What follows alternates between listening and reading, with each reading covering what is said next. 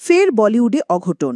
গাড়ি পার্কিংয়ের জায়গাকে কেন্দ্র করে খুন হুমা কুরেশির তুতো ভাই আসিফ কুরেশি। বৃহস্পতিবার রাতে ঘটনাটি ঘটেছে দিল্লির নিজামউদ্দিন এলাকায়। আসিফের বয়স হয়েছিল ৪২। ইতিমধ্যেই দুই অভিযুক্তকে গ্রেফতার করেছে দিল্লি পুলিশ। খুনের অস্ত্র উদ্ধার করেছে পুলিশ। বৃহস্পতিবার রাত ১০টায় আসিফ দুই ব্যক্তিকে তাদের দুই চাকার গাড়ি সরিয়ে রাখতে বলেছিলেন। আসিফের বাড়ির ঠিক সামনেই তারা বাইকটি রেখেছিলেন বলে অভিযোগ। সেই নিয়ে প্রথমে কথা কাটাকাটি শুরু হয়, তারপর হাতাহাতি শুরু হয়। কিছুক্ষণ পরে তারা এলাকা ছেড়ে চলে যান, তবে আবার ফিরে এসে আসিফকে হুমকি দিতে থাকেন। তারপরেই নাকি হুমার ভাইকে হত্যা করেন তারা। আসিফের মুরগির মাংসের ব্যবসা রয়েছে।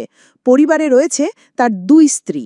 জানা হচ্ছে এর আগেও গাড়ি রাখার জায়গাকে কেন্দ্র করে সমস্যায় জড়িয়েছেন আসিফ। হুমার ভাইয়ের এক স্ত্রী সংবাদ মাধ্যমকে বলেন, রাত ৯টা সাড়ে ৯টা নাগাদ এক প্রতিবেশী আমাদের বাড়ির সামনে একটি বাইক রেখে যায়। আমার স্বামী আসিফ তাদের অনুরোধ করে বাইকটি সরিয়ে দিতে। তারপরেই আসিফের সঙ্গে তাদের কথা কাটাকাটি শুরু হয়। প্রথমে ওরা চলে যায়, পরে ফিরে এসে ফের হুমকি দিতে থাকে।